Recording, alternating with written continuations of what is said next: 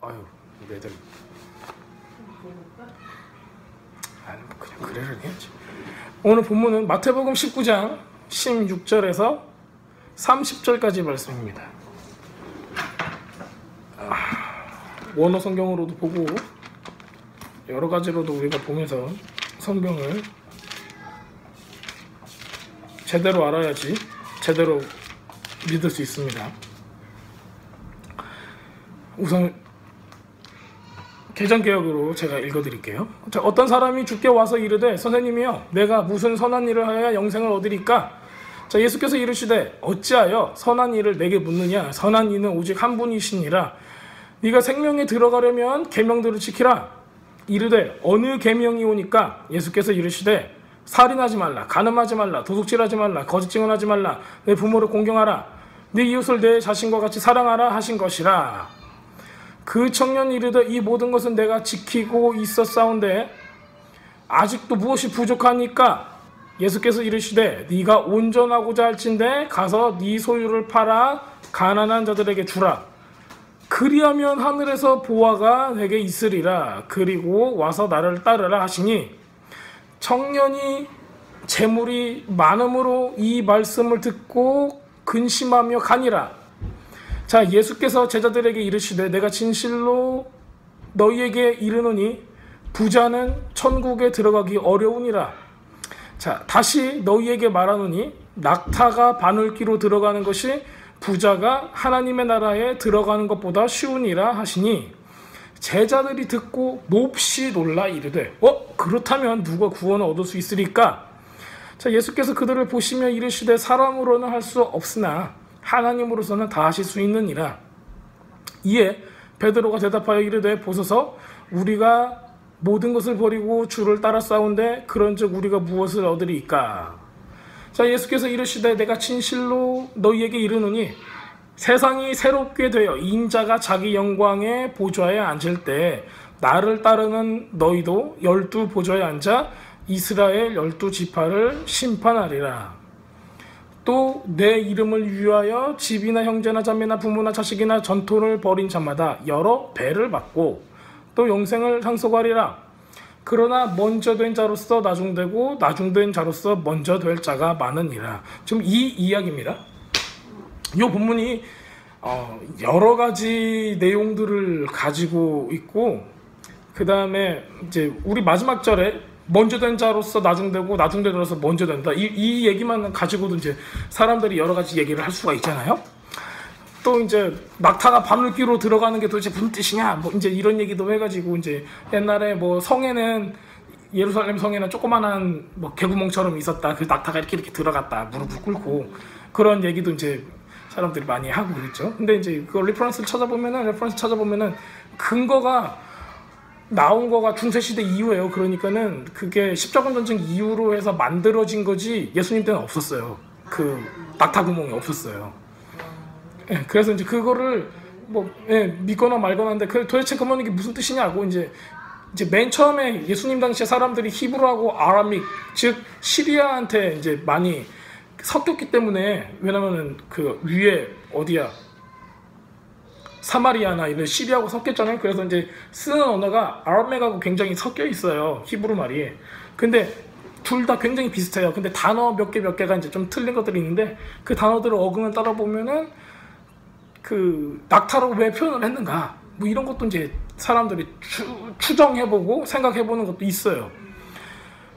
지금 요 내용이 우리 흔히 얘기하는 교회 안에서 이 부자는 천국에 못 가 이런 얘기를 만약에 설교했다고 해버린다고. 근데 설교자가 이 얘기를 한 게 아니라 실질적으로 예수님이 하시는 얘기잖아요. 예. 그래서 근데 사람들이 껄끄러워요. 왜? 교회 목사님들 흔히 얘기하는 사람들은 누굴 좋아해요? 부자를 좋아해요. 돈 많은 사람들, 잘생긴 사람, 돈 많은 사람, 똑똑한 사람, 이런 사람들 되게 좋아해요. 그렇죠? 근데 그냥 걷다 대고 너 천국 못 가 이래버리면은 부자가 좋아할까요? 난 이 교회 들어와서 안 와 이럴 수도 있어요. 기분 나쁘다고. 그래가지고 요즘에 많은 사람들이 흔히 속된 말로 그들의 비율을 맞춰가면서 그렇게 발발발발 예쁘게 파르르 떨면서 그 앞에서 손을 비비비비 하면서 내시같이 있는 그런 사태가 벌어지게 되는 거죠. 근데 이 속뜻을 알면은 그런 사태가 벌어지는 것도 웃긴 거고 그런 생각을 하는 것도 웃긴 거예요. 그 속뜻을 알면은. 도대체 왜 예수님이 이 사람을 들어다가 이 표현을 했고 도대체 여기서 하고자 하시는 말씀은 도대체 무엇이었는가? 그러면 진짜 부자가 나쁜 건가? 아니면은 뭐 도대체 무슨 문제가 있는가? 이런 거에 대해서 우리가 나눠볼 수 있습니다. 자 그렇다면은 오늘 본문은 그 우리 복음서 중에 3가지가 있는데 그 3가지에서 다 나와요. 방금 우리가 읽었던 거는 마태복음 19장이고요. 그 다음에 마가복음 10장에서도 나오고요. 누가복음 18장에서 나와요. 동일한 내용이 비슷하게 기록이 되어 있고 저자마다 보는 시각에 따라서 조금씩 다른 포인트들이 있어요. 그런데 큰 내용들은 같아요. 그러니까 크게 벗어나거나 아니면은 뭐 아예 없는 내용들이 첨가가 되거나 이런 건 없어요. 하지만은 그 조금 다른 뉘앙스들이나 아니면은 거기서 사용하는 단어들, 그러니까 어떤 저자들은 예수님이 이 단어를 사용했는데 이 단어가 나한테 마음에 와닿았어 하면 꼭 그 단어를 넣을 거잖아요. 그래서 그런 단어들이 조금씩 다른 게 있어요. 자, 그래서 우리는 이 본문들을 조금 비교를 해볼 거예요. 자, 그러면서 이제 내용에 대해서 제가 같이 나눠보겠습니다. 이거는 모든 사람이 저나, 그러니까 설교자나 듣는 사람이나 모든 사람들이 다 피해갈 수 없는 내용이 들어있어요.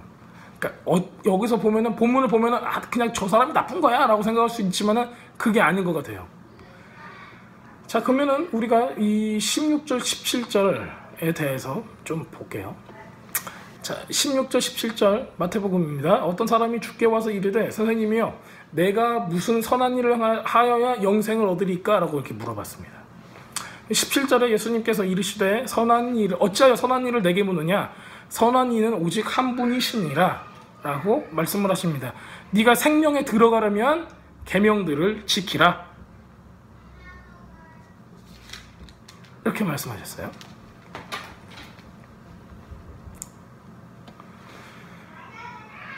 자, 이게 마가복음하고 조금, 제가 마가복음도 읽어드릴게요. 마가복음에서는 이렇게 표현하고 있습니다. 예수께서 길에 나가실새 한 사람이 달려와서 꿇어 앉아, 이제 리액션이 다른 거죠. 꿇어 앉았어요. 그래서 선한 선생님이요, 이렇게 얘기를 해요. 선한 선생님이요, 내가 무엇을 하여 영생을 얻으리까? 이렇게 물어봤어요. 그러니까 예수께서 이르시되 네가 어찌하여 나를 선하다 일컫느냐? 하나님 한 분 외에는 선한 이가 없느니라, 이렇게 대답을 하셨어요. 자, 누가복음, 여기서 우리가 읽었는데 누가복음, 방금은 우리가 마가복음 읽고 누가복음 18장 18절에서는 이렇게 표현하고 있습니다. 어떤 관리가 물어 이르되 선한 선생님이여 내가 무엇을 하여 영생을 얻으리까? 왜 똑같은 구절을 왜 3개를 똑같이 읽냐면요, 이 사람이 도대체 누구인가, 어떤 자세를 가지고 있는가에 대해서 제가 말씀드리려고 하는 거예요. 자, 어떤 사람이 와갖고 이렇게 더 물어봤어요. 누가복음에서는 이 사람은 그냥 부자라고 했고 부자가 아니라 한 관원이라고까지 얘기를 했어요. 이때 당시에 관원은 그 산헤드린의 한 멤버를 뜻하고 있습니다. 산헤드린은 그때 이스라엘의 최고의 결정기관을 뜻해요. 그는 국회의원 정도 되는 거죠, 한마디로. 자, 그는 바리새인이었습니다. 그리고 어렸을 때부터 철저히 율법을 지킨 사람으로 표현이 되고 있습니다. 자, 그는 이스라엘 사람들 사이에서 권력의 최고 위치에 올라가 있는 사람입니다.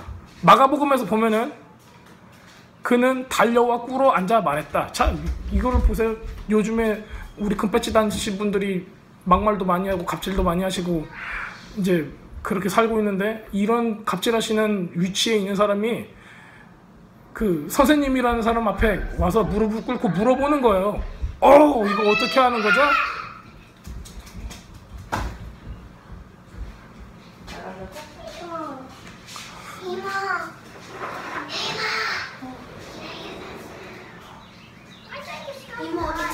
It's a good news.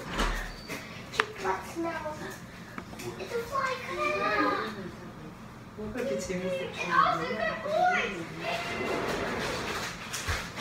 그러면 양말 벗어 아예 그냥 양말 다 버리지 말고 벗어 제발. 그냥 맨발로 다녀.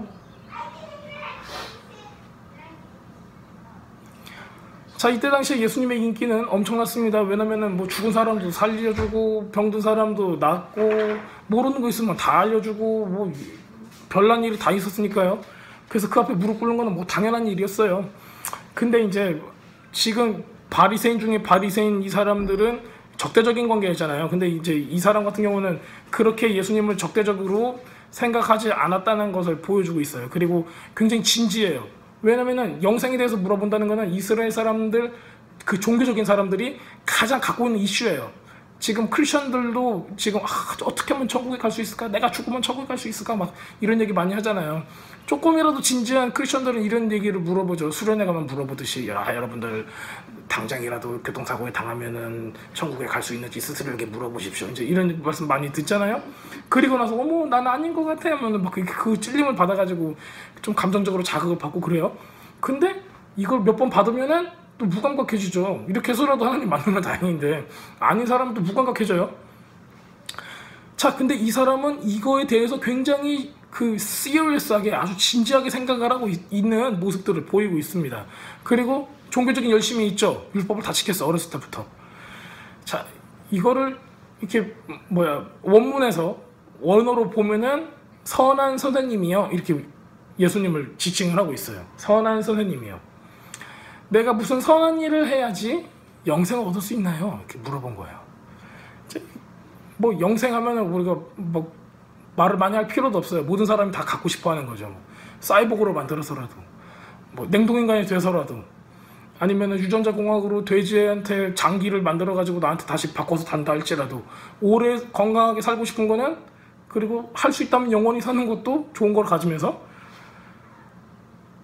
그 굉장히 사람들에게 큰 꿈이었어요.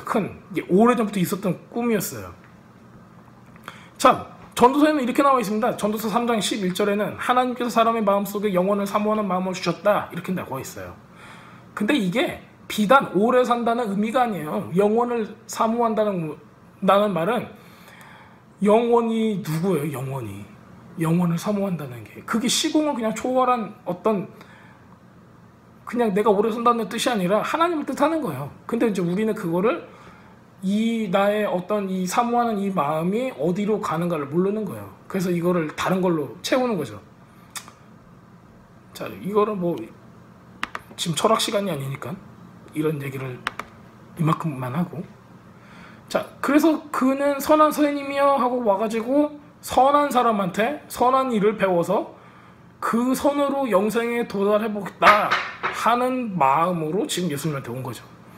그리고 또 뭐가 있어요? 나는 선한 일 엄청 많이 했어. 왜냐면 그때 당시에 유대인들 사회에서는 선한 일이 뭐예요? 계명을 지키는 거였고, 613가지의 토라의 계명들을 지키는 거고, 그 계명을 지키면은 나는 완전하다라고 생각을 했어요. 선하다는 뜻은 착하다 이 뜻이 아니에요. 그 대사 오 좋네 이 뜻이 아니에요. 실질적인 의미는 완전하다예요. 온전하다예요. 온전하다, 선하다, 완벽하다 이 뜻인데 하나님만이 완전하시죠. 우리가 천국에 가는 조건은 뭐죠? 죄가 없는 거예요. 예수 믿어야 나는 게 아니라 죄가 없어야 돼요. 예수님을 안 믿었는데 죄가 없어도 천국에 갈 수 있을까 없을까요? 있어요. 죄가 없으면 가는 거예요. 근데 예수님 말고 다른 걸로 죄가 없이 함을 받을 수 있어요 없어요? 없어요. 그러니까는 그게 예수님 믿어야 되는 수밖에 없는 거예요. 근데 사람들이 중간 과정을 빼먹고 예수 믿고 천국 가세요 하면은 이게 와전되는 거예요. 문제는 뭐냐면 우리한테 죄가 있다는 거예요. 자, 그렇다면 여기서 죄가 없는 완전한 상태를 가지신 분은 하나님이에요. 그래서 하나님만 선하다 하실 수 있는 거예요. 네가 선하니 저 선하죠? 라고 얘기하는 것 자체, 이 뜻은 뭐냐면 저 완전하죠? 온전하죠? 이 뜻이에요. 자, 말씀은 인간 측에서는 하늘나라에서 용납할 수 있는, 억셉할 수 있는 그런 선함, 온전함이 나올 수 없다는 것을 예수님은 얘기를 해주고 있는 거예요. 너 선하다며?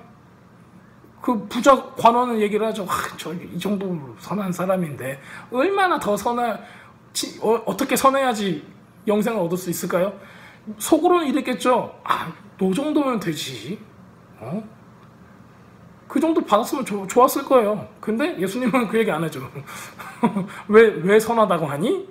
이렇게 말씀하셔요. 너 도대체 네가 선한 게 뭔 줄 알아? 온전하다는 게 뭔 줄 알아?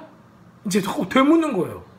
대답을 안 해주시고 뭐가 필요해요? 저 괜찮아요? 라고 했는데, 자, 주님께서는 네가 생명에 들어가려면, 영생 얘기도 안 해요. 그냥 생명에 들어가려면 계명들을 지키라, 이렇게 말씀하세요.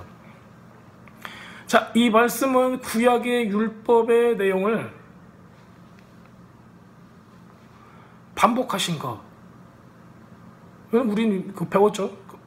십계명 받았을 때 이제 그거를 이제 다시 읽어주신 거예요. 레위기 18장 5절에 이렇게 나와 있어요. 나의 규례와 법도를 지켜라. 사람이 이를 행하면 그로 인해 살리라. 이렇게 나와 있습니다.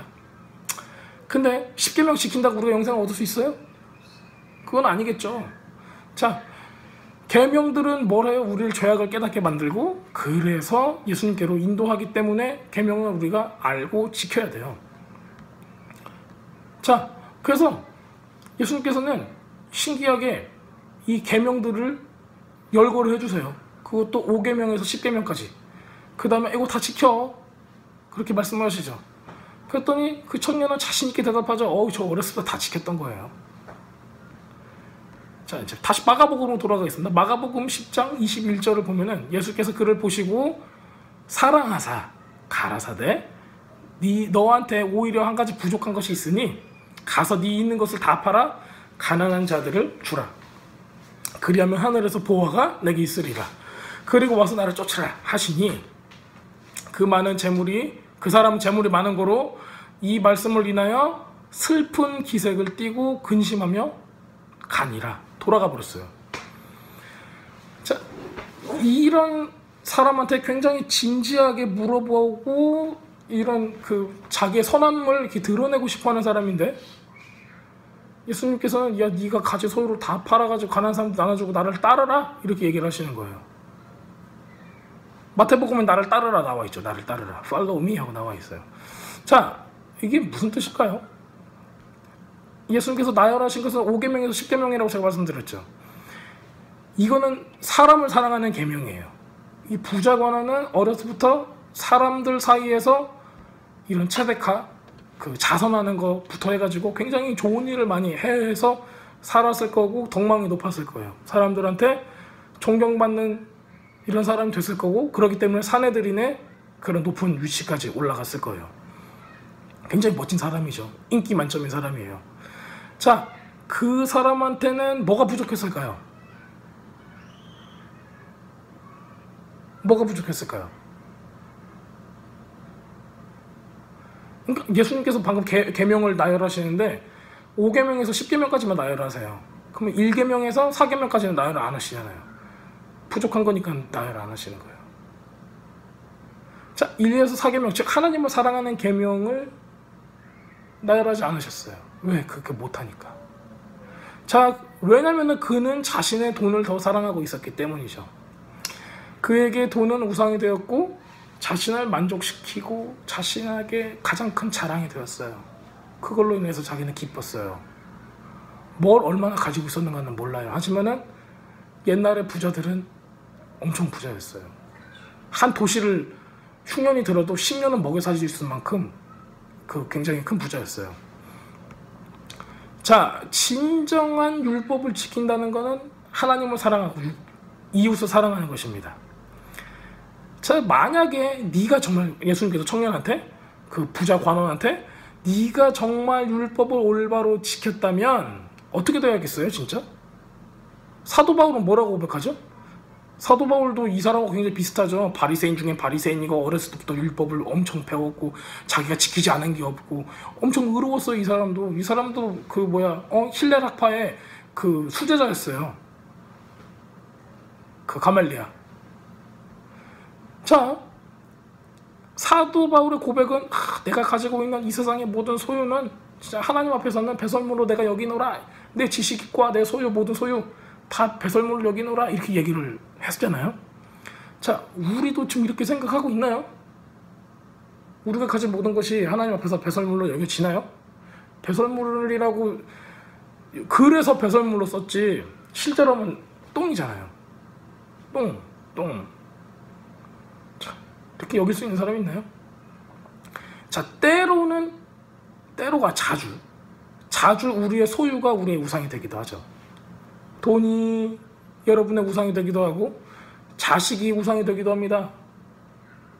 돈이 우상이 된 사회, 물질, 외모가 우상이 되기도 하죠. 외모를 엄청 잘 갖고서 뭐 하려고 하니까 그 모티베이션이 뭐가 있는 거예요? 그냥 지가 이뻐져서 뭐 하려고? 한번 잡아보잖아요. 많잖아요. 뭐 그냥 인터넷 쳐보세요. 무슨 생각을 가지고 이뻐지고 싶은 거 다 나옵니다. 자, 그래서 또 자식이 우상이 된 사람 성경에 나오죠. 누가 나오죠? 자식이 우상이 된 사람. 이런 얘기하면 싫어할 수도 있는데 아브라함. 근데 시험에 통과를 해요. 아브라함은 자기 자식이 그렇게 좋아하는데 100살 넘게 먹어가지고 나는 자식이 얼마나 이쁘겠어요. 그런데 하나님께서 바쳐라 하니까는 바치잖아요. 진짜 죽진 않지만 자신의 기쁨이요 만족이요 소망인 이삭을 바치게 됩니다. 자, 예수님의 제안을 받은 청년은 심히 근심하며 슬픈 기색을 하고 떠났어요. 자, 예수님은 지금 그 청년이 어려서부터 지키고 행해온 모든 성화의 모습들, 종교적인 모습들, 우리가 교회를 저는 모태신앙이에요. 그래서 어렸을 때부터 엄청 다녀왔고 20살, 30살, 40살이 됐어요. 어렸을 때 엄마를 따라서 교회에 나갔어요. 저는 나쁜 짓 안 하고 살인도 안 하고 나 진짜 착하게 살았는데 예수님한테 가가지고 저 이 정도면은 영생을 천국에 갈 수 있죠? 물어봤더니 예수님이 대뜸 하시는 말씀이 네 가진 소유를 다 팔고 나를 따라라 그러시는 거예요.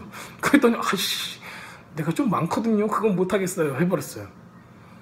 예수님께서 하시는 게 뭐예요? 야, 네가 했던 여태까지 모든 신앙생활은 삑 아닌 거야. 모든 과정이 무너지는 거죠. 이 말씀은 우리한테 보여주는 시사하는 바가 굉장히 많아요. 진짜 신앙생활을 했냐? 아니면은 그냥 착한 도덕생활을 했냐죠. 자, 이 청년은 어렸을 때부터 율법을 지키면서 점점 더 훌륭한 사람이 율법적으로 도덕적으로 점점 더 훌륭한 사람이 됐을 거예요. 그리고 그렇게 성장을 했습니다. 근데 이런 거는 예수님께서 칭찬 한마디 안 하세요. 야, 너 겁나 잘하네. 아주 착하고만 마음이 참 씀씀이가 좋아. 이런 거 한마디도 말씀 안 하세요. 네가 헌금을 얼마 하니까 참 착해. 이런 말 한마디도 안 하세요. 안 하고 뭘 물어보시냐면은 야, 네 재산을 다 버려봐.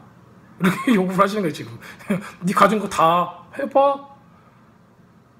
아브라함도 똑같이 했죠. 네가 가진 건 저는 아들밖에 하나밖에 없는데 구워봐. 이렇게 물어보시잖아요.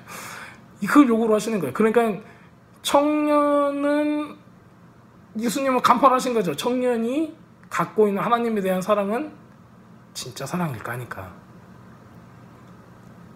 그게 아니라는 얘기죠. 하나님을 사랑하는 것은 하나님으로 만족하고 하나님만 바라보는 거고 모든 것을 버릴 수 있어야 하는 것이에요.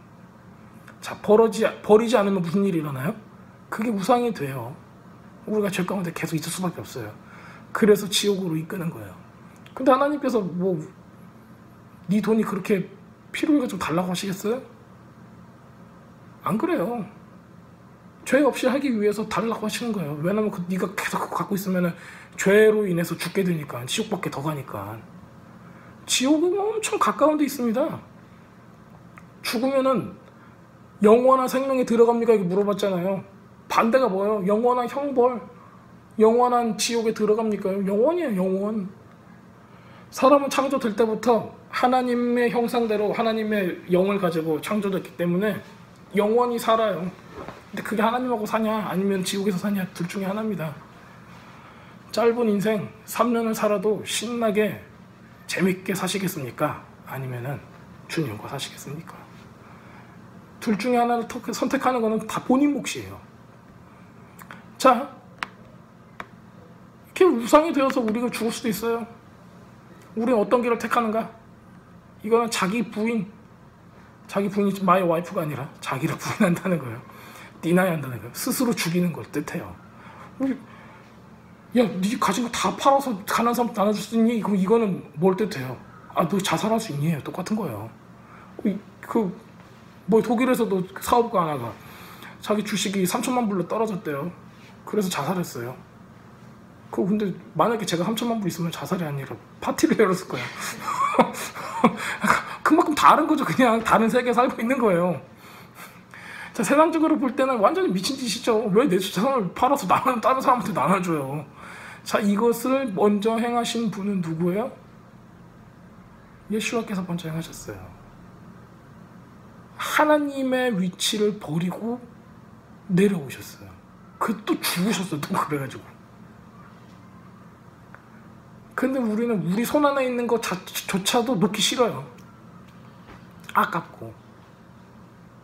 자, 우리는 이거를 스스로 버릴 수 있을까요? 없을까요? 할 수 없어요. 이사야서에는 말했죠. 이사야서에서 이사야는 우리의 의가 빛바랜 의와 같습니다. 옷 빛바랜 것 직사광선에 의해서 옷이 빛바르면 되게 빈티지하죠. 시들어버린 꽃과 같습니다. 그렇게 얘기를 표현하고 있어요. 할 수 없다는 거예요. 한마디로 사람이 지가 노력해서 할 수 없다고요. 노력해서 할 수 없는 걸 왜 이렇게 하라 그래요? 진짜 힘든 거예요, 그거. 우리는 진짜 은혜로 하나님 믿는 거지, 하나님 못 믿은 사람한테 우리 쉽게 이런 얘기하죠. 하나님을 만나세요. 여러분 하나님을 만나세요. 너무 힘든 거예요. 나도 하나님 만나고 싶어서 만났간디? 만나줬으니까 은혜로 만난 거지. 그렇잖아요. 노력을 해서 만난 게 있어요? 내가 진짜 참 천일을 기도를 했다. 노력이 없었어요. 그냥 만나준 거예요. 만나줬으니까 진짜 감사하면서 사는 거지. 근데 자기는 그렇게 우연히 만남을 받고 나서 구원을 받고 다른 사람한테 그렇게 목에 힘주면서 하시면 안 돼요. 나한테 얘기하는 거야? 아니. 모두가 이제 그런 마음을 갖고 있어야 돼. 크리스천들은 좀 겸손해져야 돼요. 나 같은 사람도 만났는데 저런 분들 다 만나셔야죠. 이게 다 있어야 돼요. 자, 주님께서는 바리새인들한테 너희의 성화된 삶을 버리라 이렇게 얘기를 하셨어요. 언제 그랬어요?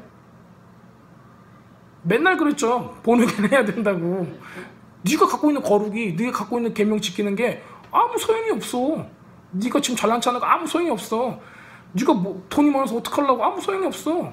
네가 잘생겨서 뭐 하려고 아무 소용이 없어. 네가 똑똑해서 뭐 하려고 아무 소용이 없어. 왜? 당장이라도 사고 나서 죽으면 지옥이야. 아무것도 없어. 그렇게 얘기하니까 바리새인들이 빡치죠. 왜? 나는 대통령인데, 나는 최고인데. 그래서 예수는 죽이기로 결심을 합니다. 그때가 언제요? 죽은 나사로가 살아온 걸 보고 저거 완전히 죽여야 돼. 우리가 감당할 수 없어. 하고 죽여요. 그게 뭐예요? 인본주의예요. 인본주의. 자, 바리새인의 영은 뭐예요? 내 만족, 내 사랑, 이거 기필코 내가 지키겠다는 거죠. 자, 그런데 왜 주님께서 인간의 선한 행위와 돈이라는 것을 이렇게 결부시켜서 말씀을 일부러 하는 것 같잖아요. 왜 왔는데 부자 관원이 아니고 그냥 그 집 나사로 같은 사람이 왔어 봐. 그럴 수도 있잖아요. 근데 이게 굉장히 비중 있게 다뤄졌다는 거죠. 왜냐면 이때 당시에 유대인 사회에서, 유대교에서는 어떤 사람이 축복받는 사람이에요? 부자예요. 아브라함 같은 부자, 욥기 나오는 욥 같은 부자, 이런 부자가 되는 거가 축복받았다고 생각돼요. 지금 기독교인들도 마찬가지로 그렇게 생각하죠. 하나님의 축복의 척도를 물질적인 축복으로 비교해서 판단을 하죠. 그래서 사람들은 하나님보다 물질적인 축복을 원하고 희생하고 다른 사람을 사랑하는 것보다 자신의 이익을 위해서만 기도를 하기 시작을 했습니다. 자, 하나님의 사랑은 우리를 위해 죽으심이에요. 우리를 위해 돈 주심이 아니라. 자, 우리도 다른 사람을 위해 희생하는 것이 사랑의 표현이지, 다른 사람한테 돈 자랑하는 게 사랑의 표현이 아니에요. 자, 하지만 이때 당시에 성경에서 기록된 바알신, 아세라신, 뭐 다른 여러 가지 신들이 있는데 얘네들은 다 일맥상통하게 뭘 갖고 있어요? 귀신들은, 이방 귀신들은 타이틀을 갖고 있으니 풍요의 신, 다산의 신 이라는 타이틀을 가지고 있어요. 얘네들은 풍요와 다산을 준다. 자, 그래가지고 온갖 음란한 거 행위를 하고 동성연애도 거기서 쳐나오고 남을 속이고 기만하고 착취하고 조종하고 정신적인 노예로 사람들을 부리고 이렇게 해가지고 이상숭배가 계속 구약의 신약에 지금까지 이어져 오고 있습니다. 그게 어디서요? 교회 내에서. 교회 내에서. 교회 내에서 하나님한테 하나님 저 희생하고 싶어요, 사랑하고 싶어요, 남들을 돕고 싶어요 이런 거 안 해요. 돈 잘 벌게 해주세요, 똑똑하게 해주세요, 우리 자식이 잘 되게 해주세요. 잘 돼서 뭐 하려고. 높은 위치에 서가지고 지가 다 갑질하려고. 그렇게 된 사가 돼버렸어요. 그리고 그렇게 되면은 축복받았다고 해요. 근데 거짓말이죠. 그거는 성경에 어디 그런 게 나와 있어요. 예수님도 갑질했어요? 죽으셨잖아요. 완전 반대잖아요. 근데 우리는 지금 갑질하고 싶어요. 자, 하나님을 사랑하지도 않는 인간이 세상적인 도덕적인 이 세상적이고 도덕적인 이런 선함에 대해서 열망을 갖고 막 이거를 추구하고 난 정말 착해, 선행을 잘하고 있어 이렇게 해가지고 명성을 얻는 거 이것도 엄청난 겁니다. 자, 돈을 사랑해서 자기의 힘을 과시하고 자랑하는 거하고 똑같은 거예요. 자기가 막 도덕적으로 엄청 착해가지고 막 큰 거를 깨달아가지고 명성을 얻는 것도 말이에요. 똑같은 거예요. 뭐가 달라요? 자기 힘 과시하고 자랑하는 거고 똑같은 뿌리에서 나온 거예요. 별반 다를 게 없죠. 그러니까 부자 청년이 어렸을 때 행한 모든 율법 지킴, 선한 행위, 자선 행위 다 이게 어디서부터 기인한 거예요? 그 뿌리가 같은 뿌리에서 나왔다는 거예요. 자기 만족, 자기가 높아지리라, 교만 거기서 나오는 거죠. 자, 근데 뭐 이런 말씀을 통해서 드리는 저도 똑같아요. 근데 우리한테 결론이 달라져. 자, 그러나 자기 만족, 자기 과시, 자기가 높아지는 거 이런 마음들, 돈을 쌓아서 자기가 자랑하고 스펙을 쌓아서 자기 미래를 준비하고 이 어리석은 마음이 한 뿌리에서 나온 거예요. 같은 거예요. 그래서 성경이 돈을 사랑하는 것이 일만 악의 근본이라고 얘기를 해주는 겁니다. 근데 그게 단순한 돈 문제냐, 돈이 약해서 그런 거냐, 그게 아니라 사람이 하나님 자리에 서고 싶어요, 내가 나 스스로 우상이 되고 싶어요 하는 시도와 행위가 그 안에 있다는 거예요. 돈이 아니더라도 내가 명성이 있어지고 내가 착해져도 종교적인 걸로 많은 기독교인들이 하나님 말고 자기가 종교적으로 뭔가 행함으로써 착해져서 자기가 그 위에 올라가려는 사람도 있어요. 자, 이 이야기를 이렇게 읽으면서 우리가 중요한 단어가 한 가지 있어요. 자주 빼먹는 건데 이게 방금 제가 읽은 마가복음에 있는, 마태복음 말고 마가복음에 있는 21절에 나와 있는 마가복음 10장 21절에 나와 있는 단어인데, 예수님께서 그를 보시고 사랑하사 가라사대. 자, 이 정도 됐으면은 사랑하사라는 단어를 안 쓸 수도 있어요. 예수님께서 딱 보고 야, 이 속이 시커먼 놈아, 사랑하지 않아도 돼. 근데 예수님께서는 어떻게 해요? 사랑하사라는 단어를 써요. 우리는 세상적인 사람, 저 새끼 속물이야, 안 사랑해, 저거 그냥 지옥에 가도 괜찮아, 이런 생각을 하면 안 돼요. 예수님은 어떻게 했어요?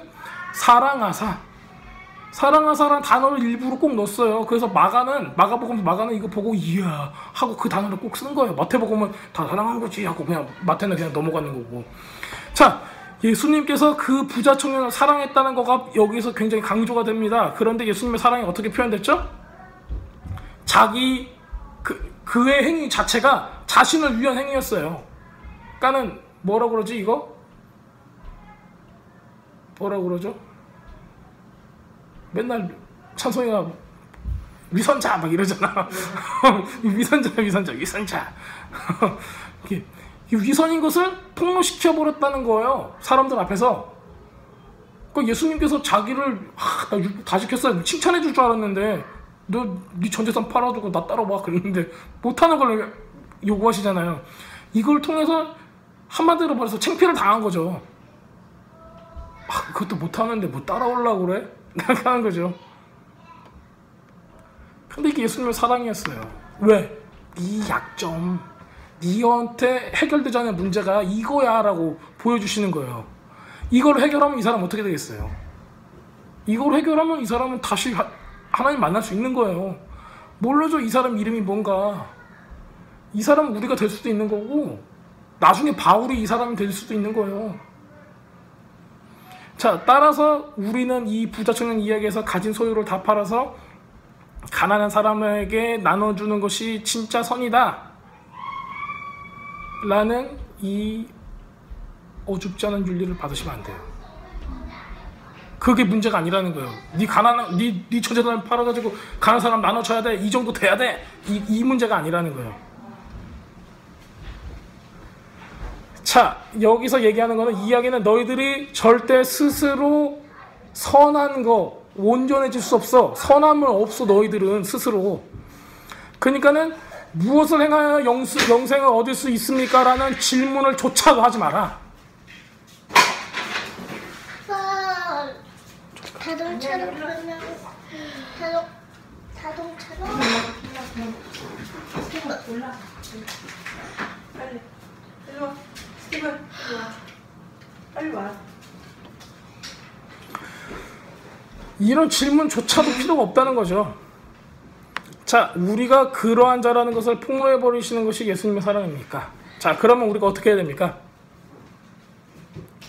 자, 마가복음을 계속 똑같은 이야기니까는 읽어드릴게요. 23절에서 26절까지. 예수님께서 둘러보시고 제자들에게 이르시되 재물이 있는 자는 하나님 나라에 들어가기가 심히 어렵도다 하시니 제자들이 그 말씀에 어떻게 한지라 놀라는지라 라고 나와 있어요. 예수께서 대답하여 가라사대 얘들아, 하나님 나라에 들어가기가 어떻게 어려운지 낙타가 바늘기로 나가는 것이 부자가 하나님 나라에 들어가는 것보다 쉬운 일 하신데 제자들이 심히 놀라 서로 말하되 그런즉 누가 구원을 얻을 수 있는가 하니 예수께서 저희를 보시며 가라사대 사람으로는 할 수 없을 때 하나님으로는 그렇게 아니하나니 하나님으로서는 다 하실 수 있느니라 이렇게 대답하셨어요.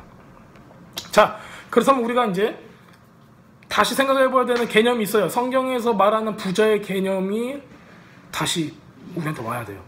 돈 많은 게 부자예요? 그게 아니에요. 성경에서 지금 얘기하고자 하는 부자의 개념은 다른 거예요. 부자는 단순히 돈 많은 사람이 아니에요. 자기 자신에 만족하는 것을 포기하지 않고 그것을 추구하는 것을 뜻하는 거예요.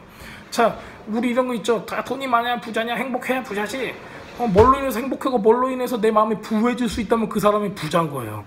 즉 뭐냐면은 무엇인가로 자기를 만족시키는 게 있어요.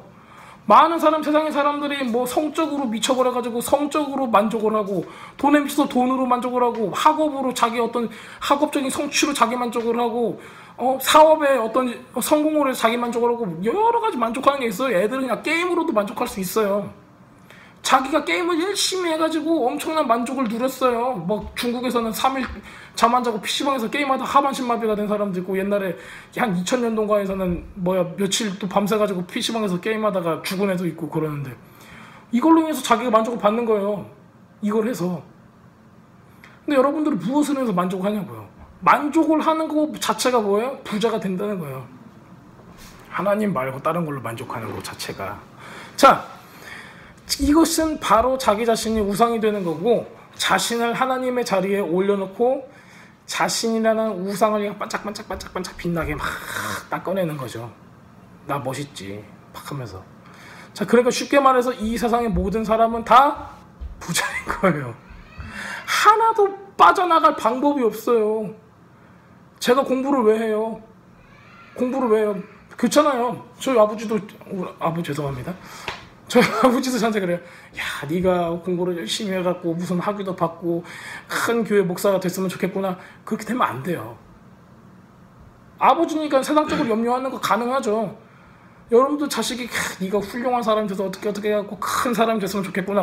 뭐가 깔려있어요 그 속에. 성공해라 남들보다. 이런 얄팍한 수작이 너무 많아요. 자, 결국에는 뭐냐면 자기 자신만을 위하는 거예요. 자기 자신만 반짝반짝 만드는 거죠. 저도 그렇고 여러분도 그렇고 다 그런 거죠. 우리도 여기서 빠져나갈 수 없어요. 아무도. 근데 모든 사람들은 다 자기만을 위해서 살잖아요. 밥 먹을 때도 나만을 위해서 먹고 내가 뭘 할까 고민하는 것도 다 나 위해서 하지 남 위해서 안 하잖아요. 그래서 여러분들이 그 갖고 있는 나 자아 실현해야 돼, 자기 성취를 해야 돼, 훌륭한 사람이 될 거야, 막 뭐가 될 거야, 뭐가 될 거야 하는 거, 어렸을 때 꿈을 가져라 어쩌고저쩌고 하는 것들 다 뭐가 연관돼 있어요. 재물적인 거, 물질적인 거고 연관이 돼 있잖아요. 뭐 어렸을 때부터 나는 남을 위해서 살 거야 이런 거 없잖아요. 어렸을 때는 그랬지. 우리 어렸을 때는 막 여러분 의사가 될 거야. 왜? 남들을 도와주기 위해서. 이런 사람도 굉장히 없어요. 근데 요즘에 다 자기만을 위해서 산단 말이에요.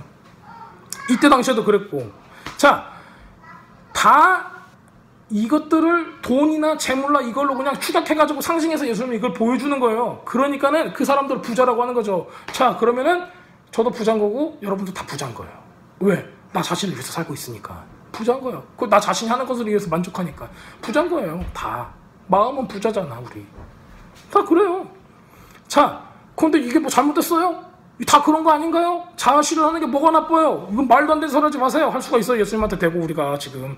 제가 하는 말이 아니라 예수님이 하는 말이니까. 자, 근데 예수님께서는 요거에다 대고 이렇게 말씀하시죠. 야, 근데 이런 부자 있잖아. 네가 만족하고 네가 너 위해서 살고 하는 이 부자가 하나님 나라에 들어가는 거는 낙타가 바늘길을 통과하는 것보다 더 어렵다. 이렇게 말씀하셨어요. 이게 무슨 얘기냐면 완전히 불가능한 일이야. 바벨론 탈무드에서는 이렇게 얘기하죠. 코끼리가 바늘길로 들어간다라고 똑같이 얘기해요. 왜냐면 바벨론에서는 코끼리가 있었고 이스라엘에서는 코끼리가 없었어요. 낙타가 가장 컸어. 그러니까 낙타가 바늘길로 들어가야 돼. 그게 가장 말도 안 되는 이야기가 된 거죠. 그래서 지 만족하고 자기가 우상이 되고 자기 맘대로 그렇게 사는 놈들은 하나님 나라에 절대 들어갈 수 없어. 그게 얼마나 얼토당토없는 거야? 낙타가 바늘길로 들어가는 것만큼 말도 안 되는 말이야 라고 얘기를 하신 거예요. 자, 그랬더니 제자들이 얘기하죠. 아씨, 그럼 누가 구원을 받아요? 이게 말이나 돼요? 어떻게 구원을 받아요? 저는 여기까지 있고 소망이 없더라고요. 야, 씨, 나도 목사도 구원 못 받겠네 이거. 구원 못 받아요. 다 내 교회 크게 만들 거야 이런 마음이 있잖아요. 다 구원 못 받아요. 완전히 막 속에 귀신만 가득 찬 거예요.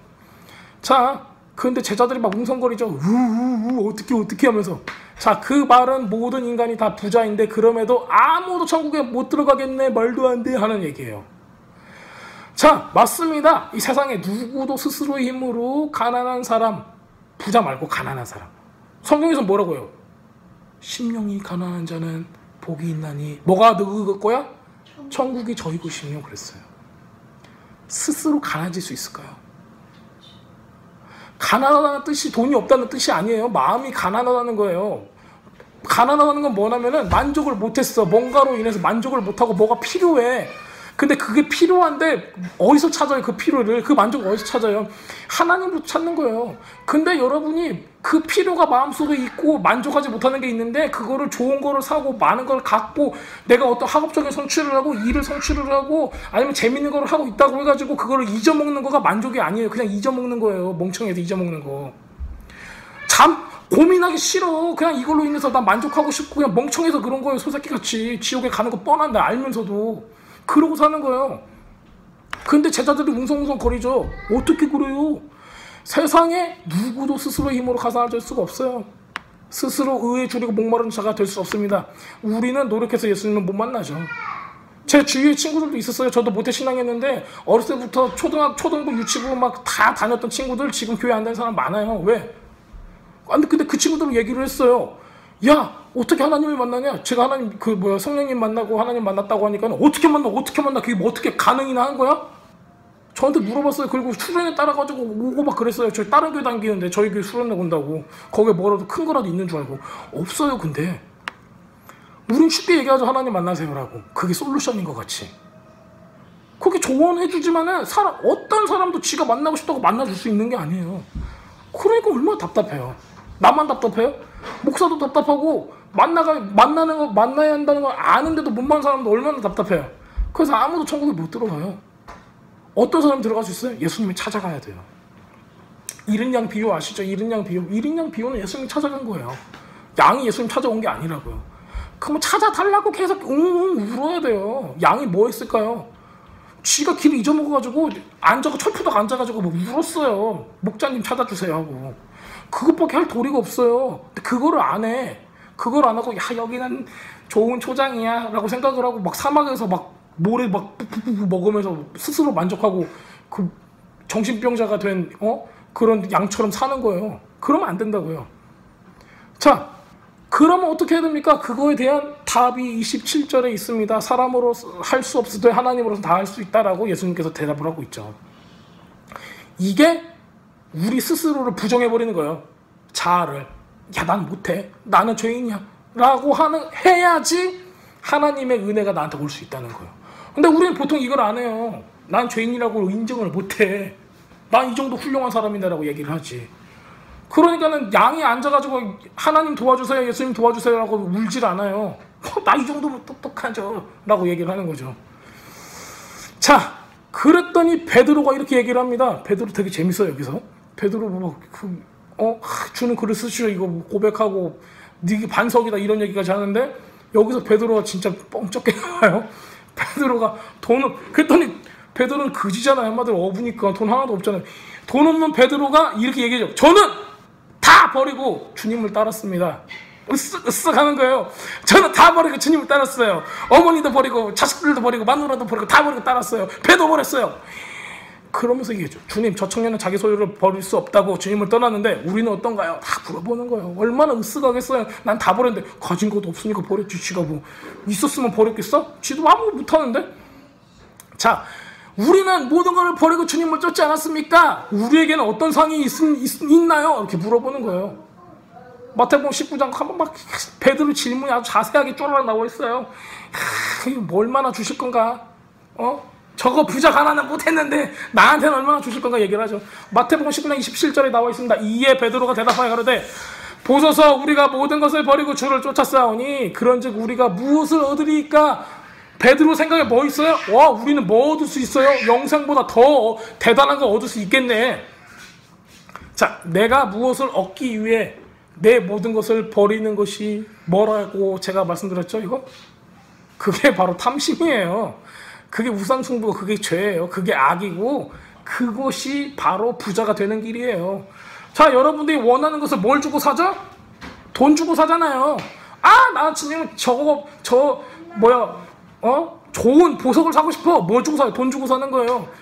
이 사람도 뭐예요? 야, 내가 나 다 보고 주님을 따랐어. 거기에 그 비하인드에 뭐가 있어요? 뭔가 다른 게 있을 거야, 나한테 주는. 그게 뭐예요? 자기 욕심에서 나온 거라고요, 결국에는. 하나님하고 상관없이. 자, 하나님은 아세요. 교활하고 용의주도하게 막 우리들은 숨겨놓죠. 막 우리의 그 인텐션 속의 의도들을, 숨은 의도들을. 하나님 다 아시죠? 그래가지고 홀딱홀딱 들춰요. 그랬더니 뭐예요? 거기에 의가 있어요? 없어요? 의가 없어요. 왜? 의는 예수님께밖에 없어. 하나님께밖에 없어. 근데 주님은 지금 부자 청년뿐만이 아니라 모든 것을 버리고 주님을 쫓았던 베드로한테도 얘기를 하는 거예요. 야, 너도 부자네. 너도 다를 게 하나도 없네. 너도 부자네. 그러니까는 사람은 어떤 행위로도 어떤 선한 일을 해도 하나님 앞에서 선한 자가 될 수 없습니다. 목사라도 못해요. 자, 그래서 이 부자 청년의 이야기가 어떻게 끝나요? 먼저 된 자가 나중되고 나중된 자가 먼저 된다. 이렇게 끝나죠. 이게 무슨 얘기예요? 어렵죠? 야, 먼저 믿은 놈이 나중되고 최근에 믿은 사람이 호딱 구원받는 그런 얘기도 하고, 막 어떤 분들은 막 죽기 전에 막 꼴깍꼴깍 넘어가는데 기도받고 막 나는 구원받았다 하고 가르치는 분도 있어요. 얼마나 많은 사람이 있는가 몰라요. 어려서부터 막 계속 기도하고 막 별난 짓을 다 하고 막 방언을 하고 어디 막 날라다니고 막 그랬던 사람도 나중에 가가지고 모르겠어. 그리고 예수님은 부인하고 죽어가지고 지옥 간 사람도 있을 거예요. 우리는 마지막이 아니니까 몰라요. 지금 심판대 앞에 안 서 있으니까. 그런데 예수님께서 지금 얘기를 한 거예요. 나중된 자와 먼저 된 자가 대해서 뭔가 특별한 게 있을 것처럼 제가 얘기를 하는데 특별한 건 없어요. 기대하지 마세요. 자, 부자 청년이나 베드로나 똑같이 우리가 보았을 때, 인간의 눈으로 봤을 때는 야, 누가 먼저 됐어? 저 사람이 먼저야. 왜? 저 사람 의롭거든. 사내들이 높은 위치에 있거든. 저 사람 돈도 많거든. 뭣도 많거든. 신앙 좋거든 하면서 먼저 된 사람을 얘기를 해요. 근데 거짓말일 수가 있다는 거예요. 어떤 사람은 가난해. 헌금도 못 내. 찌질하게 생겼어. 냄새도 나. 그런데 신앙도 별로 안 좋은 것 같아. 맨날 교회도 안 나오고. 어쩌다가만 나와. 근데 그 마음에 뭐가 있어요? 아이고, 하나님 살려주세요 하는 그런 마음이 있어요. 그 마음이 뭐예요? 가난한 마음이라고 했잖아요. 우리가 볼 때 어떤 사람은 막 진짜 막 트럼프 같이 막 쭉쭉빵빵한 마누라 데리고 최고의 부자가 막 짝짝짝 하면서 저 사람은 진짜 대단한 사람이야. 근데 그 속에 마음이 아이고 하나님 살려주세요. 제가 돈은 많아도 마음이 정말 못됐어요. 뭐 이런 마음이 있다고 생각을 해보세요. 어떨까요? 또 어떤 사람 반대로 돈도 하나도 없는데 무슨 자존심은 그 딥다 세가지고 남들 막 갈구고 나쁘게 하고 그런 사람 하나님 필요 없어 막 이래버리고 그런 사람이 있으면 또 반대에 정반대. 방금 예수님께서 들어주신 부자의 이 비유하고는 전혀 반대의 이야기도 나올 수 있어요. 문제는 뭐냐면은 나 자신을 만족시키는 거 이걸로 만족하지 말라는 거예요. 가난해지라는 거죠. 근데 그거 누가 할 수 있어요? 예수님 와줘야 한다는 거예요. 처음 된 자, 나중 된 자 의미가 없다는 거예요. 오직 기준은 뭐예요 그러면은? 예수님이 널 찾아왔냐 안 찾아왔냐예요. 근데 예수님이 찾아왔다는 건 우린 뭘로 표현하죠? 은혜로 표현해요. 은혜 값없이 받는다. 그러니까 자랑할 수가 없는 거예요. 예수님 나 찾아왔지 자랑해버리면 웃기게 되는 거예요. 뒤통수한테 맞겠죠 그러면은. 자, 사람의 선악의 기준은 애매모호합니다. 뭐 어렸을 때 우리 교회 가가지고 50원짜리 뭐 쭈쭈빠 사 먹었다가 아버지한테 티시게 맞고 그랬는데 그게 선함이에요? 그게 율법을 지키는 거예요? 아니잖아요. 그런 거는 아무 의미가 없어요 하나님 앞에서. 그냥 시들어가는 꽃과 같아요. 바래진 옷과 같고. 결국 뭐예요? 성도는 하나님 앞에서 납작 엎드려가지고 저는 죄인입니다 이렇게 고백하는 거예요. 그것밖에 없어요. 다른 게 없어요. 저는 주님 앞에 먼지입니다. 욥이 그렇게 얘기해요. 저는 주님 앞에 티끌 맞습니다. 먼지와 같습니다. 해야 돼요. 그 하나님의 은혜만을 바라야 되는 거예요. 왜? 나는 길을 잃어버린 어린 양이니까. 나는 어린 양이니까는 내가 살려면은 살려주는 사람을 만나야 되는 거예요. 자기 소유하고 자기 행위하고 자기의 의로움하고 자기가 뭐 하는 거가 막 쌓여가지고 그렇게 해가지고 내가 인기를 얻고 명성을 얻고 내가 똑똑한 사람이 되고 엄청난 사람이 된다. 그래가지고 하나님 불쌍히 여겨주세요가 되질 않아요. 하나님께 항복해야죠. 자, 그래가지고 바울이 한 얘기가 있죠. 참 이게 바울이 한 얘기가 대단해요. 자, 예수님께서 이 부자 관원한테 얘기를 하죠. 야, 네 소유를 다 팔아고 가난한 사람한테 나눠줄 수 있냐? 근데 이 사람이 진짜였다면은 하나님 이외의 것은 다 배설물로 봐야 돼요. 진짜 그러니까는 진짜 계명을 지키는 사람, 하나님을 사랑하는 사람, 이웃을 사랑하는 사람은 자기 계명을 다 그 하나님의 계명 다 지킨 사람은 자기 소유를 다 배설물로 여겨야 돼요. 자, 배설물이 뭐예요? 아까 말씀드린 똥이잖아요. 바울은 모든 걸 배설물로 봤대요. 자, 여러분한테 내가 예수님께서 이제 말씀하시죠. 거시기야 아무개야 네 가진 소유를 다 팔아고 나눠줘라. 무슨 얘기로 들려야 돼요? 야, 네 똥 좀 나눠줄래? 이걸로 들어야 돼요. 네 똥 좀 나눠줘 좀. 저 달래잖아. 똥 좀 줘. 근데 여러분한테 제가 똥 나눠달라면은 냄새 날까봐 부끄러워서 안 주지. 아까워서 안 줘요? 똥 나눠달라는데 뭐가 그렇게 아깝겠어요. 맨날 먹고 싸면은 나오는 게 똥인데 황금만 날려면 거위도 아니고 그 금도 아니잖아요 똥이. 근데 그 똥 나눠달라는 걸 못해요. 왜? 이거 놓으면 나 죽을 것 같으니까. 이게 없으면 난 죽는다고 생각하니까. 자, 여러분들 똥이 아까울 수는 없을 거예요. 근데 많은 사람들이 교회 안에서도 교회 밖에서도 많은 사람들이 아우 사랑스러운 아기